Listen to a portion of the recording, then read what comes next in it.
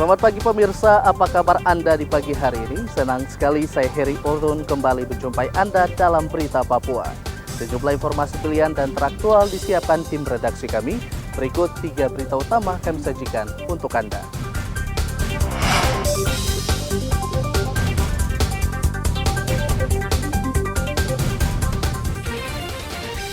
Pembunuh pedagang di Manokwari diringkus polisi.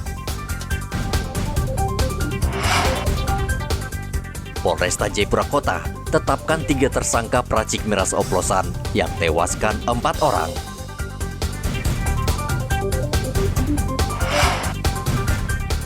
Cuaca buruk, nelayan di Merauke tidak melaut.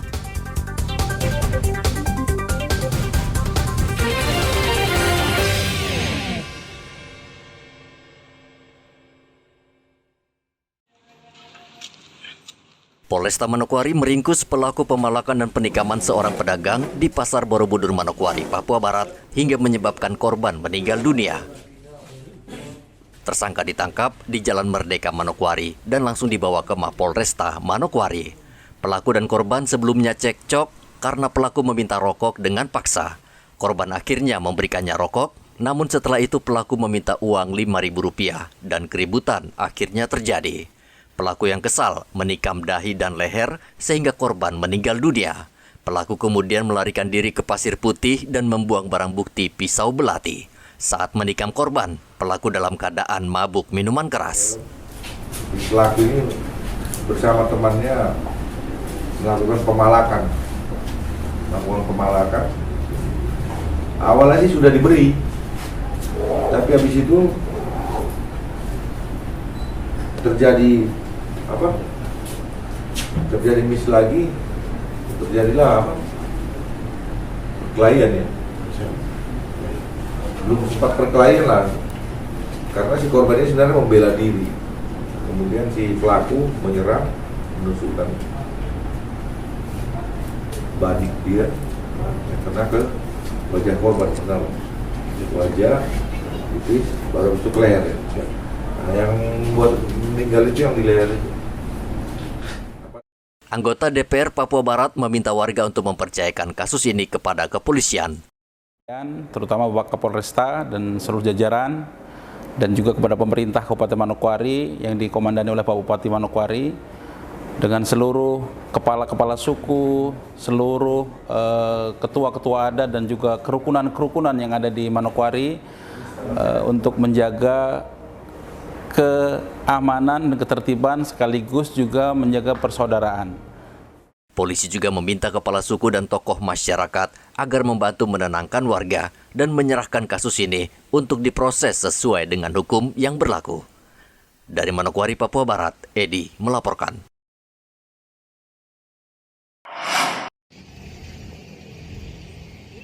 Polisi menetapkan 3 orang tersangka dalam kasus tewasnya 4 orang akibat mengonsumsi miras oplosan di Dok 9, Kota Jayapura. Ketiga tersangka saat ini masih menjalani pemeriksaan di Satuan Narkoba Polresta Jayapura. Salah satu tersangka FS diduga meracik atau mengoplos minuman keras tersebut. Lalu ia memberikan kepada 2 tersangka lain yang merupakan pasangan suami istri. Miras yang mematikan tersebut ditenggak 11 orang di Dok 9 dan 4 diantaranya meninggal dunia akibat keracunan. Sementara 2 korban lainnya masih dirawat di rumah sakit. 4 warga masyarakat meninggal dunia dan hasil dari penyidikan ini diakibatkan dari mengkonsumsi minuman keras jenis oplosan. Dari perkembangan kasus tersebut, kita bisa menetapkan 3 tersangka atas inisial FSM, laki-laki, umur 42 tahun, warga Dok 9, kemudian FSM, umur 31 tahun. Ya, kemudian juga SR, umur 37 tahun, laki-laki, dan DCY, umur 30 tahun, perempuan. Setelah menenggak miras oplosan tersebut, para korban umumnya merasakan sesak nafas dan mata gelap. Di lokasi kejadian, polisi menemukan alkohol murni 96% serta minuman keras hasil racikan para tersangka. Arthur melaporkan dari Kota Jayapura, Papua.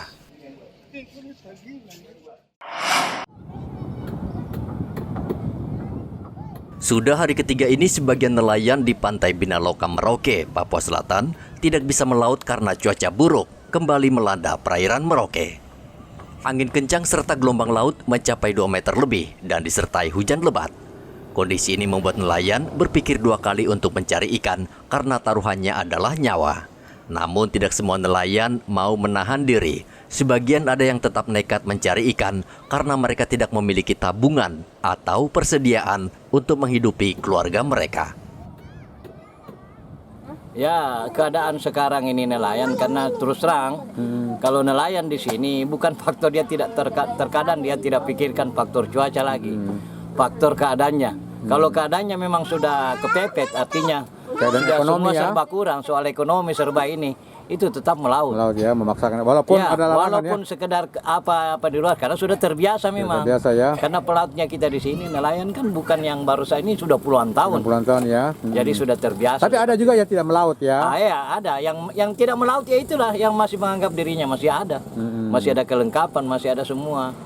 Badan Meteorologi, Klimatologi, dan Geofisika Merauke mengatakan cuaca yang kurang baik ini disebabkan faktor kelembapan.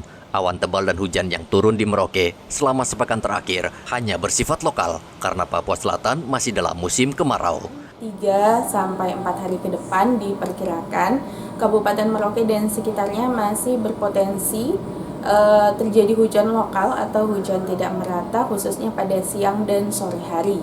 Ini disebabkan karena wilayah Merauke masuk dalam area konvergensi udara, yakni ditandai dengan adanya kelembaban udara yang cukup tinggi berkisar antara 80 sampai dengan 95%. Dan ini memperkuat potensi terjadinya awan hujan di beberapa lokasi. Kemudian diperkirakan sekitar tanggal 13 September, 13 sampai 14 September, kondisi cuaca akan kembali cerah berawan. BMKG Mopah Merauke memperkirakan cuaca seperti ini tidak menentu sehingga nelayan wajib waspada. Muhammad Ridwan melaporkan dari Merauke, Papua Selatan.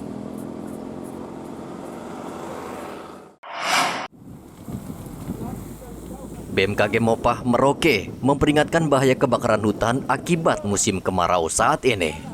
BMKG mencatat ada lebih 200 titik api yang tersebar di sejumlah wilayah di Merauke. Titik api tersebut tersebar di distrik Kimam, Ilwayap, distrik Tabonji, distrik Sota, dan distrik Tanah Miring. Meningkatnya titik api tersebut dikhawatirkan akan berdampak buruk terhadap makhluk hidup, termasuk manusia. Namun dengan turunnya hujan beberapa hari ini cukup membantu mengurangi titik api. Titik api terakhir mengalami peningkatan sampai jumlah sekitar 200 titik api. Namun beberapa hari ini karena ada hujan, jadi titik api menurun dan terakhir pengamatan pada tanggal 9 September titik api berjumlah 20 titik untuk Kabupaten Merauke. Oke.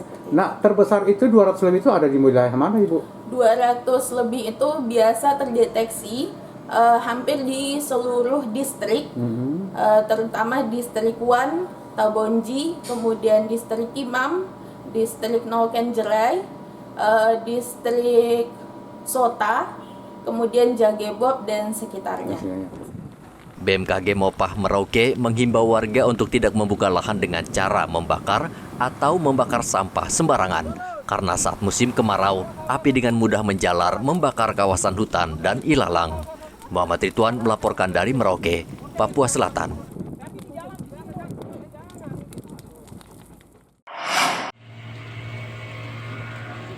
Selain sebagai pelabuhan penyeberangan, kawasan pesisir di Kota Sorong menjadi salah satu paling favorit bagi warga untuk berlibur, melepaskan penat.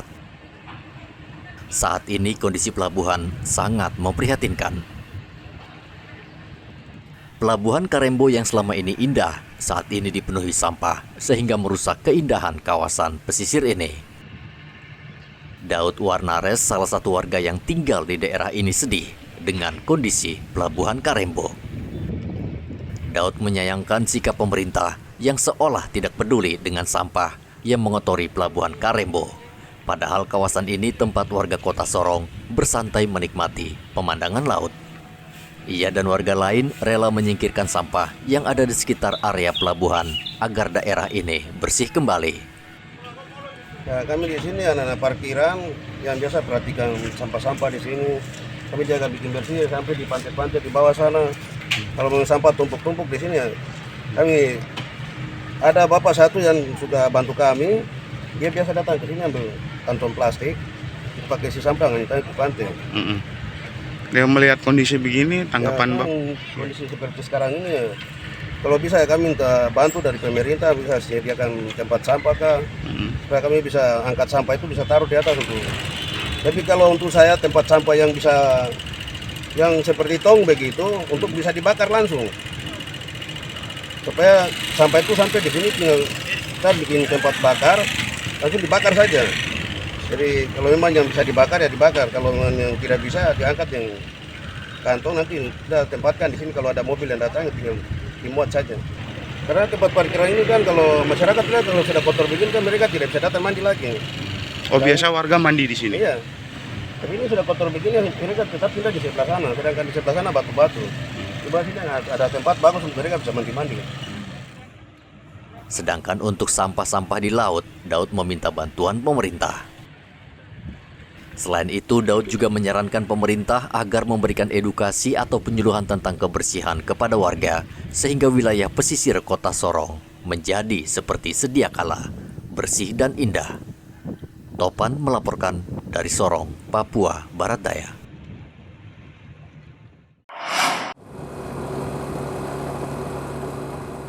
Keberadaan pasar sore di Jalan Ahmad Yani Merauke mulai membuat warga tidak nyaman.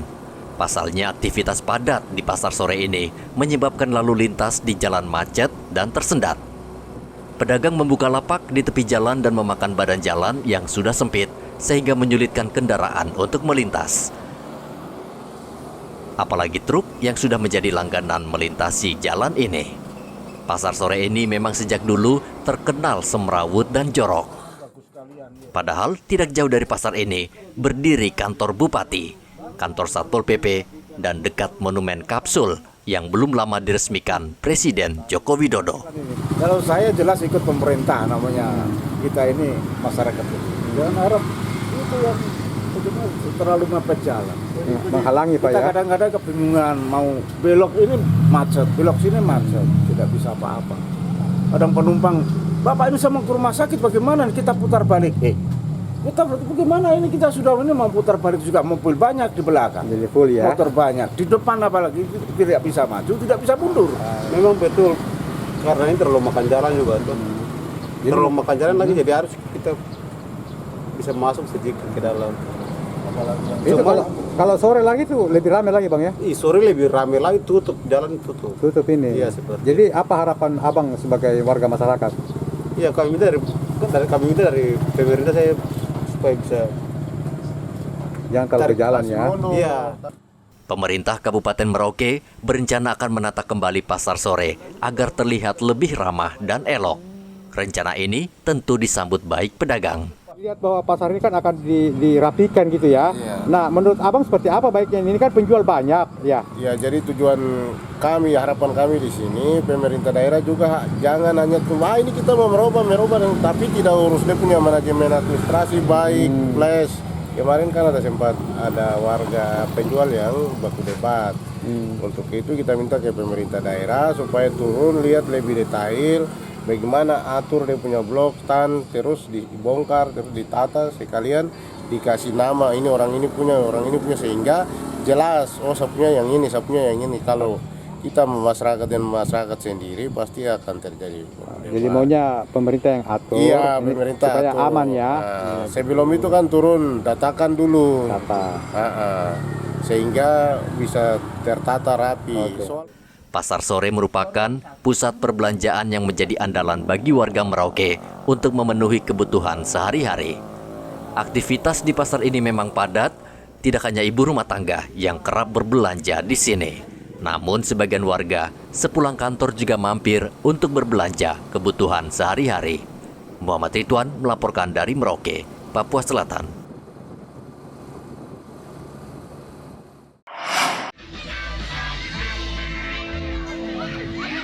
Warga Manokwari kini memiliki sarana hiburan baru di lokasi permandian Pasir Putih.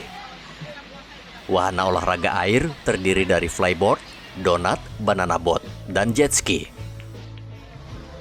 Wahana air itu diresmikan Bupati Manokwari, Hermus Indau. Ia berharap hadirnya wahana ini bisa membuka lapangan pekerjaan bagi masyarakat sekitar. Menghadirkan water sport di tempat ini, ya. Saya kira ini adalah sebuah inovasi, tapi juga terobosan untuk membangun Manokwari, supaya Manokwari memiliki daya saing yang kompetitif dengan daerah-daerah lainnya. Kita ingin buktikan bahwa Manokwari pun tidak ketinggalan dari daerah-daerah lainnya. Kita punya potensi pariwisata yang cukup banyak, yang mestinya harus bisa dikembangkan dan dikelola secara optimal, sehingga potensi ini bisa menyediakan lapangan pekerjaan yang baik bagi anak-anak kita, tetapi juga bisa mendatangkan income bagi Kabupaten Manokwari. Pemkab Manokwari saat ini tengah bekerja keras mengembangkan wisata di Manokwari karena daerah ini memiliki potensi alam yang indah serta keragaman budaya. Dan salah satunya adalah water sport ini yang menjadi sarana hiburan bagi warga maupun wisatawan. Ya, dengan adanya Manokwari Water Sport ini, depan kita tidak tertinggal lagi dengan daerah-daerah lain. Manokwari Water Sport ini kita bisa kembangkan objek wisata, sarana-sarana wisata yang ada di daerah. Harga sewanya dari 1.200.000, kita opening ini kita promo sampai akhir September ini menjadi 840.000 kalau tidak salah. Nah, terus flyboard harganya 400.000 per 15 menit, lebih murah lagi dari luar. Terus banana boat dari 75.000 per orang jadi 50.000 per orang. Donat boat juga begitu, dari 75.000 kita turun jadi 50.000 per orang. Sementara fasilitas yang di water sport tawarkan itu dengan ada juga kami membuka namanya Cafe Pantai Yen Bebai. Cafe Pantai ini dan juga water sport ini kami buka dari hari Selasa sampai hari Minggu. Hari Seninnya kami libur. Dengan kehadiran water sport, Manokwari kini tidak tertinggal dengan daerah lainnya dalam menjaring wisatawan. Dari Manokwari, Papua Barat, Edi melaporkan.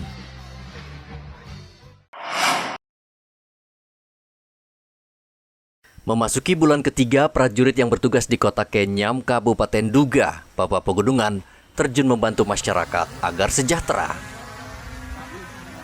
Sejumlah kegiatan dilaksanakan, salah satunya memborong hasil bumi mama-mama asli Papua dan membagikan paket sembako. Kegiatan ini belum pernah dilakukan di Kenyam sehingga mendapat sambutan positif warga. Program borong hasil bumi biasanya dilaksanakan di pasar rakyat, namun kali ini dipusatkan di Kotis dengan mendatangkan puluhan penjual mama-mama Papua dari wilayah Kota Kenyam. Ini ada tujuan pelayanan di Kabupaten Duga. Intinya pelayanan. Semua Tuhan berkati di mana pelayanan Bapak-Bapak. Tuhan berkati. Terima kasih. Pagi hari ini yang ada melayani. Umat Tuhan ini semua dapat berikan. Haleluya. Iya, kita tunggu lama di Saceban Bening, baru tunggu di pasar Hukuman Lapat-Lapat, baru pakai sini sudah boron itu kita senang. Rekan-rekan prajurit Pandawa Postrat melaksanakan giat borong hasil bumi. Semoga kegiatan ini dapat membantu perekonomian warga, khususnya para pedagang atau penjual sayuran Kabupaten Duga. Prajurit berharap bisa memberikan manfaat bagi masyarakat, serta bisa menjalin persaudaraan antara tentara dan warga. Arthur melaporkan dari Kabupaten Duga, Papua Pegunungan.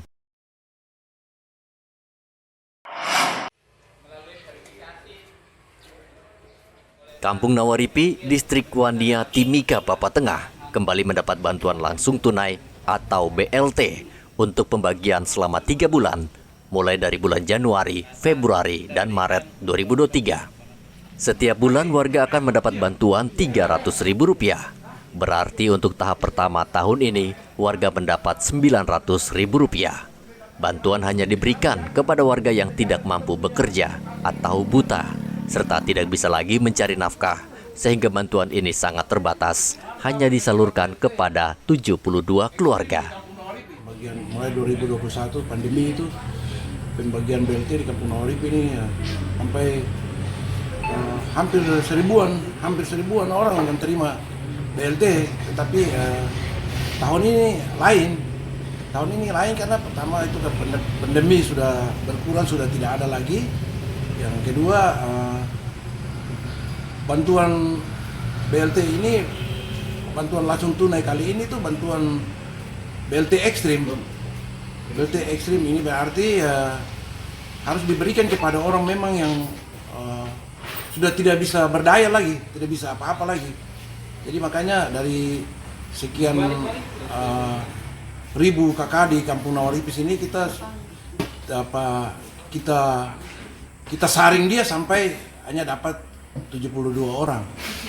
Tapi ke depannya kalau memang ini ya bisa perlu dia turun ke bawah lagi ke tahun depan, kalau memang ini kita bisa, kalau memang masih ada BLT lagi ya kita akan bikin supaya dia turun lagi. Lalu sampai bila perlu habis terus lagi ada BLT di Kampung Nawaripis. Bantuan langsung tunai itu langsung diserahkan kepada warga dan tidak bisa diwakili. Igo Batmomolin melaporkan dari Mimika, Papua Tengah. Pemirsa, informasi tadi mengakhiri jumpa kita dalam Berita Papua. Saya Heri Orun mewakili seluruh kerabat kerja yang bertugas mengucapkan terima kasih atas kebersamaan Anda. Selamat pagi, selamat beraktivitas, dan wanyambi.